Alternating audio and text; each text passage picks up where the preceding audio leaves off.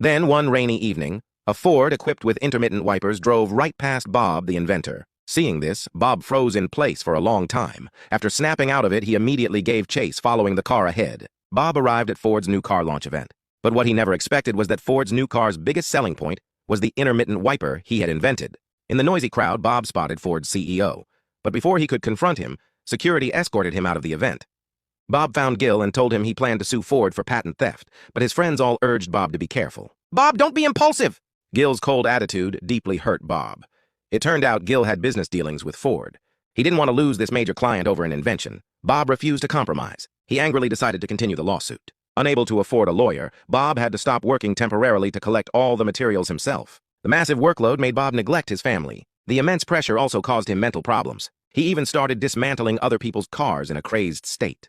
One morning, without telling anyone, Bob left alone on a bus. Bob was taken to the local mental hospital by police. After 2 months of treatment, Bob finally decided to give up the lawsuit. Life seemed to return to normal, but the deep trauma couldn't be healed. Bob took his medication daily, but still couldn't control his mental fog. He was completely unable to focus on work or family. Bob knew he couldn't continue like this. So he used all his savings to hire a capable lawyer to sue Ford. After waiting a whole year, the lawyer finally brought good news. Ford was willing to settle for $250,000. For Bob's family now, this was a huge sum, but the price was Bob giving up his patent rights. Both the lawyer and his wife supported settling. Continuing the lawsuit would cost even more money. But Bob refused the settlement without hesitation. A person comes into this world to fight for something more important than money. Due to Bob's idealistic stubbornness, the lawyer withdrew from the case, and Bob's persistence put his family on the brink. His wife decided to end the marriage and left with the kids. But these consecutive blows didn't make Bob back down. He threw himself completely into the appeal, teaching himself law and preparing materials. Finally, 4 years later, good news arrived. The government established a special court for patent cases. This meant Bob had another chance to appeal. Ford had been waiting for Bob to give up and for his patent to expire. But now, with this new court, Ford felt threatened. They found Bob and offered $1 million to settle. Surprisingly, Bob refused again. Unless Ford publicly admitted in newspapers they'd stolen his invention, Bob rented a car to use as physical evidence in court.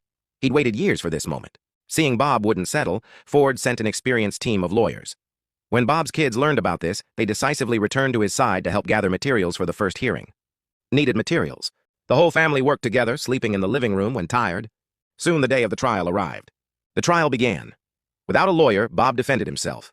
Right off the bat, Ford's side presented massive design blueprints to prove their wiper research. They claimed Bob just used basic electronic components like capacitors, resistors, and transistors and reassembled them.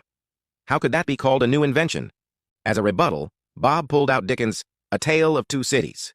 He read a classic line from the book. In these 28 words, which one did Dickens invent? All Dickens did was